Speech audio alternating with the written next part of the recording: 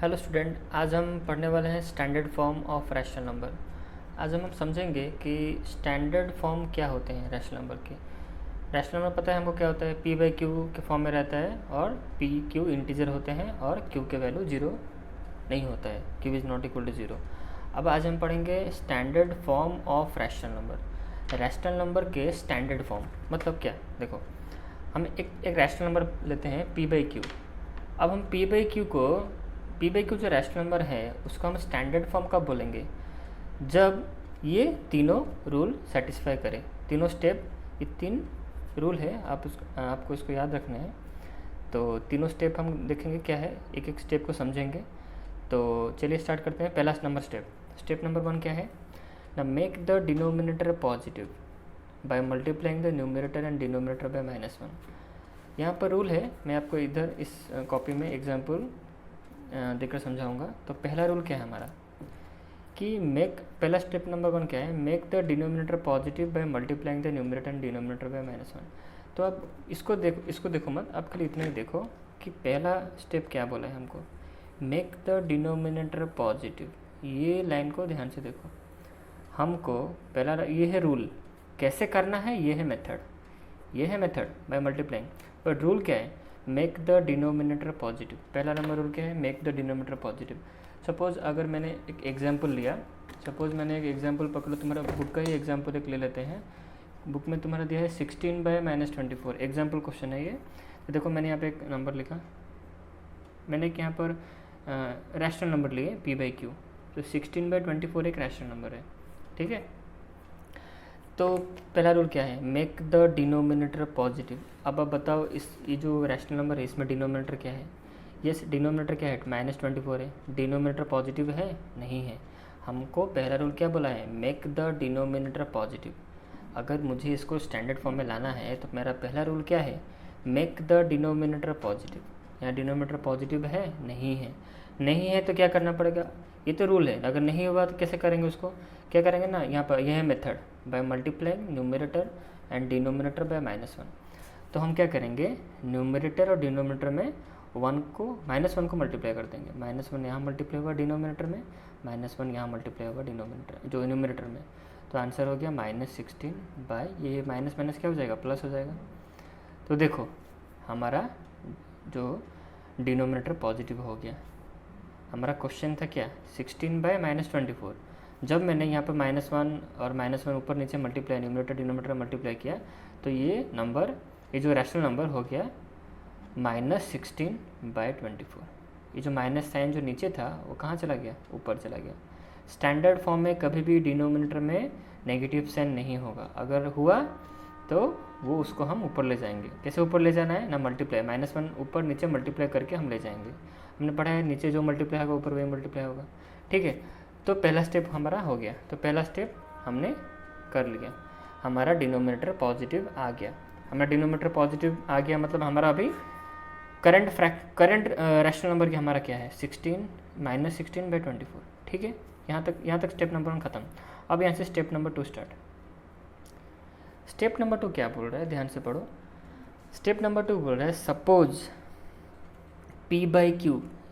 अगर P by Q एक rational number हम पकड़ते हैं, मान लो ये है पी, ये है क्यू, ठीक है। Suppose P by Q is a rational number, P by Q rational number है, तो find the HCF of P and Q. अच्छा, तो पी बाई क्यू जो रैशनल नंबर होंगे इन दोनों के हमें एचसीएफ निकालना है, ठीक है। तो हमारे यहाँ पर पी और क्यू का वैल्यू कितना है, हमारा पी है -16 और क्यू है 24, ठीक है।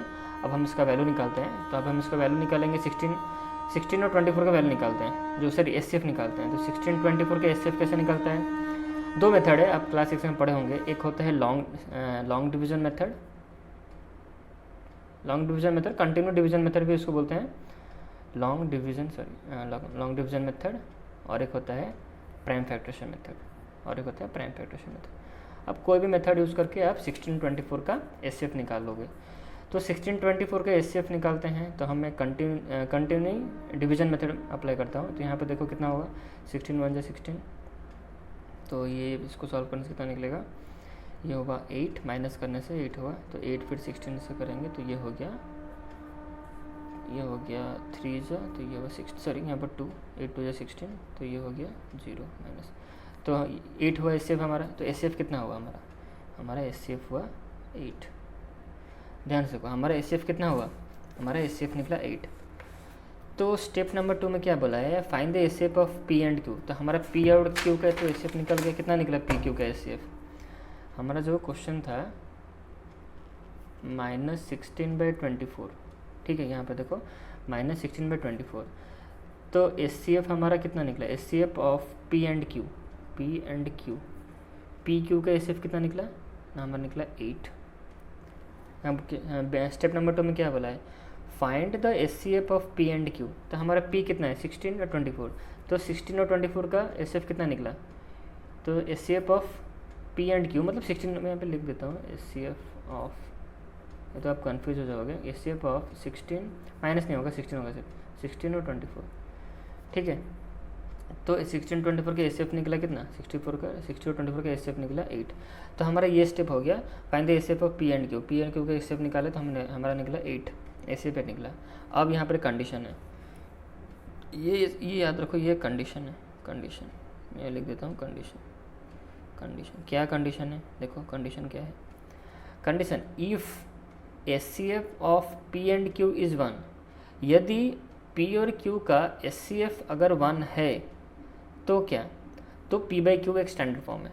ध्यान से सुनो क्या बोल रहे हैं अगर पहले हम सेकंड स्टेप में क्या किया, हम पी और क्यू के एस निकाले, या क्वेश्चन बोल रहा है अगर, सॉरी क्वेश्चन नहीं, सॉरी ये जो रूल बोल रहे हैं हमें कि पी क्यू का एस अगर 1 है तो पी बाई क्यू एक स्टैंडर्ड फॉर्म है।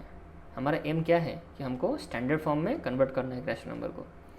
तो देखो यहाँ पर हम क्या, हमारा पी और क्यू 1 है, देखो एस ऑफ 16 24 क्या 1 निकला, नहीं, अरे हमारा तो 8 निकला। बट रूल बोल रहा है कि पी और क्यू का वैल्यू जो एस पी क्यू का एस 1 निकलना चाहिए, तब ये स्टैंडर्ड फॉर्म में हो जाएगा। तो हमारा 16 और 24 का एस तो 1 नहीं निकला, हमारा एस कितना निकला, हमारा एस 8 निकला। इसका मतलब -16/24 अभी तक स्टैंडर्ड फॉर्म में कन्वर्ट नहीं हुए हैं। अगर एस 1 निकल जाता तो ये हमारा स्टैंडर्ड फॉर्म होता, बट इन दोनों का एस तो 8 निकला है, 1 तो नहीं निकला। तो ये -16/24 एस ये जो है -16/24 का जो एस निकला 8 निकला, 1 नहीं निकला। सो -16/24 अभी तक ये स्टैंडर्ड फॉर्म में कन्वर्ट नहीं हुए हैं, ठीक है। तो स्टेप नंबर 2 यहाँ पर इफ़ एस ऑफ, यहाँ पर देखो rule, if S of P and Q is not equal to 1, अगर S of P and Q अगर 1 नहीं हुआ तो क्या करना है, then go to step number 3। क्या बोल रहे हैं यहाँ पर, अगर पी और क्यू का जो एस निकला अगर वो 1 नहीं होता है तो हमको क्या करना है, हमको स्टेप नंबर 3 में जाना है। अगर 1 निकल जाता है तो हम स्टेप नंबर 2 में ही हमारा निकल जाता है स्टैंडर्ड फॉर्म, हमको स्टेप नंबर 3 के जाने का जरूरत ही नहीं होता। बट हमारे यहाँ पर क्या बोला कंडीशन, अगर 1 एस अगर 1 निकला तो ये हुआ हमारा स्टेप पी, जो यही हो गया हमारा स्टैंडर्ड फॉर्म -16/24। बट हमारा तो एस कितना निकला है, हमारा एस तो 1 नहीं निकला, हमारा एस तो 8 निकला है। अगर एस 1 ना हो तो हमको स्टेप नंबर 3 पर जाना पड़ेगा। स्टेप नंबर 3 क्या है, if S of P and Q is not equal to 1, तो हमारा तो 1 नहीं निकला, हमारा तो 8 निकला, पी और क्यू का वैल्यू 8 निकला। तो 1 नहीं है तो क्या करना पड़ेगा, हमको डिवाइड करना पड़ेगा both numerator and denominator by the S.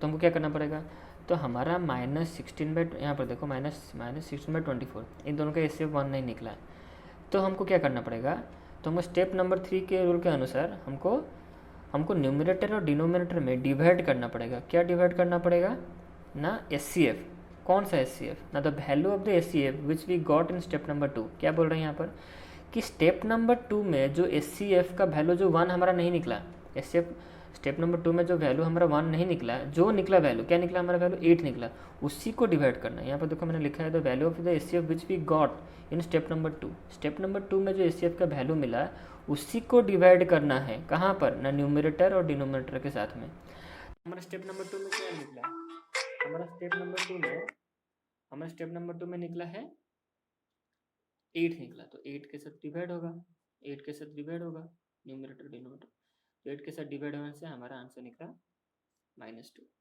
और यहाँ पर डिवाइड करने से 3, तो हमारा -2/3 हुआ स्टैंडर्ड फॉर्म। यहाँ पर हमारा खत्म हो गया। तो हमने -16/24 को, सॉरी हाँ क्वेश्चन कहता है 16/-24 को हमने कन्वर्ट कर दिया कितना, तो इसका स्टैंडर्ड फॉर्म होगा -2/3। आई होप आप समझ गए होंगे।